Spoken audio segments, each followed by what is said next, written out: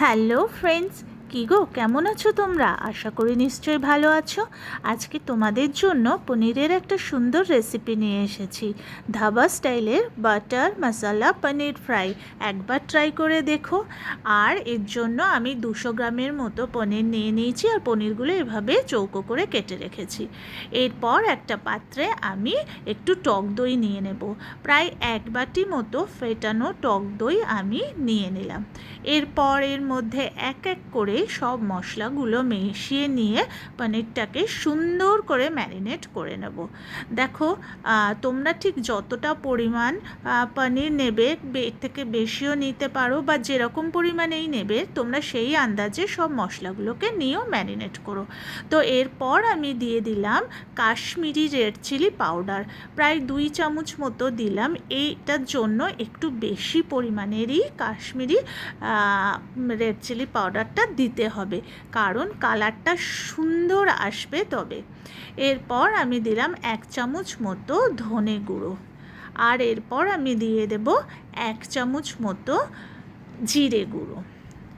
আর এরপর যে বাকি মশলাগুলো দেব তার মধ্যে কসুরি মেথি। শোনো, তোমরা যদি চাও এই রেসিপিটা থেকে কসুরি মেথিটাকে স্কিপ করতে পারো, বাট এই রেসিপিটার জন্য কসুরি মেথিটা খুব দরকার।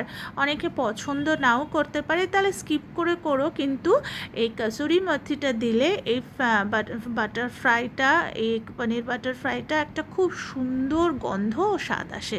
তো প্রায় ছোটো বাটির 1 বাটির মতো কসুরি মেথিটাকে একটু হাতে ডলে আমি এর মধ্যে দিয়ে দিলাম। দেখো, দিয়ে দিয়েছি।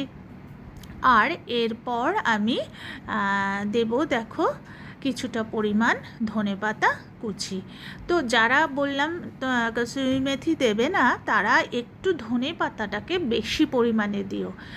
তাহলে এমনিও ধনে পাতার একটা সুন্দর গন্ধ আসেই, স্বাদও ভালো হবে, কিন্তু দুটো দিলে আরও সুন্দর লাগবে। আর দিয়ে দিচ্ছি ছোট চামচের, এই যে দেখতে পাচ্ছ, এর অল্প পরিমাণ হলুদ গুঁড়ো দিয়ে দিলাম। আর দেখো, আর দেব সামান্য পরিমাণ স্বাদ অনুসারে লবণ। আমি কিন্তু পরে আর লবণ দেব না, তাই এখনই আমি লবণটা ঠিক আন্দাজ মতো একেবারে দিয়ে দিলাম। এইবার এই যে পনিরগুলো আমি, দেখো কীরকম চৌকো চৌকো করে কেটে রেখেছি, এরকমভাবেই তোমরা কেটো। এর থেকে বড় সাইজও তোমরা করতে পারো। তো এবার সমস্ত মশলাটাকে একবারে সুন্দর করে পনিরের সাথে মিশিয়ে এইভাবে আলতো হাতে মেখে নেব। বেশি চাপ দিয়ে বা বেশি জোরে মাখবে না, তাহলে কি হবে জানো, পনিরগুলো তোমরা জানো নরম, এমনিই ভেঙে যেতে পারে। পনিরগুলো যাতে একটু গোটা গোটা থাকে, সেই কারণে আলতো হাতে সুন্দর করে মাখিয়ে নিয়ে ওটা একটু রেস্টে রেখে দিলাম। প্রায় আধা ঘন্টা মতো রাখলে খুবই ভালো ম্যারিনেশনটা হবে।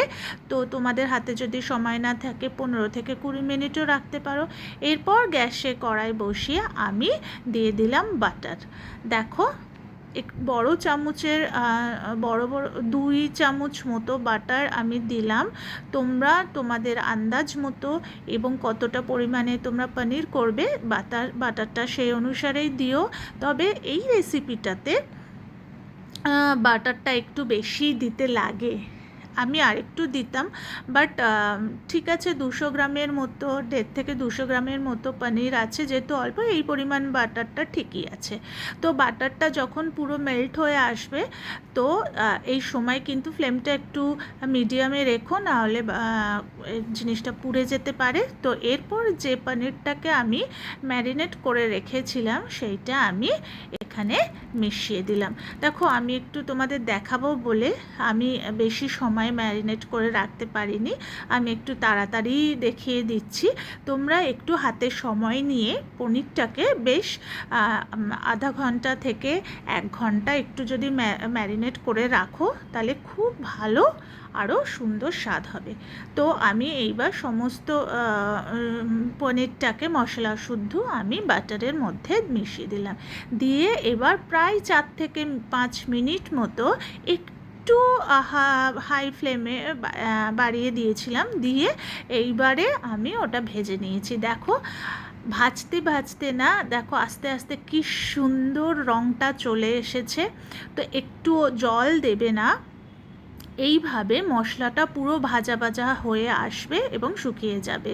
তো 4 থেকে 5 মিনিট এভাবে ভেজে নেওয়ার পর আমি পনিরটাকে নামিয়ে রেখেছি। আবার আমি কড়াই কিছুটা পরিমাণ সর্ষের তেল দিয়ে দিলাম। কিছুটা পরিমাণ সর্ষের তেল দিলাম, একটু বেশি পরিমাণেই সর্ষের তেলটা দিতে লাগে এই রেসিপিটার জন্য। তোমরা চাইলে সাদা তেল দিতে পারো। তো এরপর দেখো কিছু মশলা আমি ফোড়নে দিয়ে দেবো, যেমন এলাচ, দারচিনি, 2টো তেজপাতা, একটা শুকনো লঙ্কা, কিছুটা পরিমাণ গোটা সাদা জিরে আর গোটা গোলমরিচ। আমি একটু শুকনো লঙ্কাটা একটাই দিলাম, কেননা আমার বাড়িতে সবাই তো ঝাল খেতে পারে না। তোমরা যদি ঝাল বেশি খেতে চাও তো শুকনো লঙ্কাটা ও গোটা গোলমরিচটা একটু বেশি করেই দিতে পারো।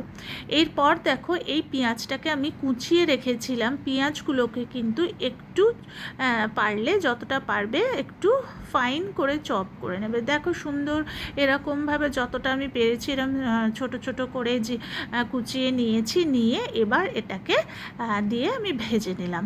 প্রায় 3-4 মিনিট এইভাবে ভেজে নেওয়ার পর আমি একটুখানি কাঁচা লঙ্কা, একটা কাঁচা লঙ্কা দিলাম, তোমরা চাইলে বেশি দিতে পারো। আর 2টো মতো ছোট সাইজের টমেটো এইভাবে কেটে আমি এর মধ্যে দিয়ে দিয়েছি। তো সব দিয়ে একসাথে আবারও 5 থেকে 6 মিনিট মিডিয়াম ফ্লেমে এইভাবে আমি ভেজে নেব। দেখো আস্তে আস্তে যখন পেঁয়াজ থেকে জলটা বেরোতে থাকবে, একটু নরম হতে থাকবে, সমস্ত জিনিস একটু ভাজা ভাজা হয়ে আসবে, তখন আমি যেটার মধ্যে পনিরটাকে ম্যারিনেট করে রেখেছিলাম সেই পাত্রের মধ্যে আমি একটু জল দিয়ে, ওই মশলাটা ধোয়া জল দিয়ে ওই জলটা আমি এই কড়াতে দিয়ে দিলাম, মিশিয়ে দিলাম। ওইটা তোমরা দেবে, দেখবে আরও খুব সুন্দর স্বাদটা আসবে এবং নষ্টও হবে না, যে মশলাটা ধরো ওই পাত্রে একটু লেগেছিল। আর তারপর দিলাম সামান্য পরিমাণ চিনি। দেখো চিনিটা দিলাম কারণ এটাতে স্বাদটাও খুলবে, আর যেহেতু টক দই একটু দেওয়া আছে আর খুব সুন্দর একটা ফ্লেভার আসবে। এরপর যখন এগুলো সব প্রায় সুন্দর করে ভাজা হয়ে আসবে এবং পেঁয়াজটাও ও টমেটো সব নরম হয়ে এসেছে, দেখো 4-5 মিনিট পর আমি ওই যে ফ্রাই করে তুলে রাখা পনিরটা আমি এর মধ্যে ঢেলে দিলাম। দেখো মিশিয়ে দিলাম, কিন্তু সমস্তটাই তোমরা কিন্তু একটু হালকা হাতে নাড়াচাড়া করো, কেননা পনিরটা নরম তো ভেঙে যাওয়ার সম্ভাবনা থাকে। গোটা থাকলে খেতেও দেখতে দুটোই ভালো লাগবে। আমার হালকা হালকা একটু একটু ভেঙে গেছে কয়েকটা, কি আর করা যাবে বন্ধুরা। চলো তারপর যেটা দিচ্ছি সে দেখো আমি একটা বড় সাইজের পেঁয়াজ এইভাবে কেটে খোলাগুলোকে এরম পাট পাট করে সুন্দরভাবে আমি খোলাগুলোকে বের করে নিয়েছি, পেঁয়াজের খোসাগুলোকে, মানে যে পেঁয়াজের অংশগুলোকে এইভাবে দেখতেই পাচ্ছ তোমরা। এইভাবে তোমরা নাবানোর কিছুক্ষণ আগে পেঁয়াজটাকে এর মধ্যে দেবে। পেঁয়াজটা দেখবে নরম হয়ে আসবে, কিন্তু ভেঙে যাবে না, গোটা গোটাই থাকবে, ভালো লাগে। এখন আমি দিয়ে দিলাম কিছুটা পরিমাণ ফ্রেশ ক্রিম। ফ্রেশ ক্রিমটা ঠিক নাবানোর কিছুক্ষণ আগেই দেবে। এটাও তোমরা আন্দাজে দিও যতটা পরিমাণ তোমরা বানাবে। ফ্রেশ ক্রিমটা দেওয়ার পর আমি আবারও একটু নাড়াচাড়া করে নেব 2-3 মিনিট মতো। ব্যাস তাহলেই রেডি হয়ে গেল বাটার মশলা পনির ফ্রাই। আমি নামিয়ে নিয়েছি। দেখো ঠিক এই রকম হয়েছে। এইটা কিন্তু পরাঠার সঙ্গে খেতে দুর্দান্ত লাগে, খুব সুন্দর লাগে। গরম রুটির সঙ্গেও খেতে পারো কিংবা লুচি দিয়েও ট্রাই করতে পারো। বাট আমি আজকে বাড়িতে একটু ফ্রাইড রাইস ঘরোয়াভাবে বানিয়েছিলাম, সেটার সঙ্গেই আমরা এটা আজকে খাবো। তোমরা যেরমভাবে চাও খেতে পারো বন্ধুরা, বাট অত্যন্ত সুন্দর স্বাদ। একবার ট্রাই করে দেখো। তো আজকের রেসিপিটা যদি সত্যি তোমাদের ভালো লাগে তো আমার চ্যানেলটা প্লিজ সাবস্ক্রাইব করে দিও। আর যদি তোমরা ফেসবুক থেকে দেখছো তাহলে প্লিজ আমার চ্যানেলটা ফলো করে দিও, আর লাইক, শেয়ার ও কমেন্ট করো। চলো দেখা হচ্ছে পরের ভিডিওতে। ভালো থেকো, বাই।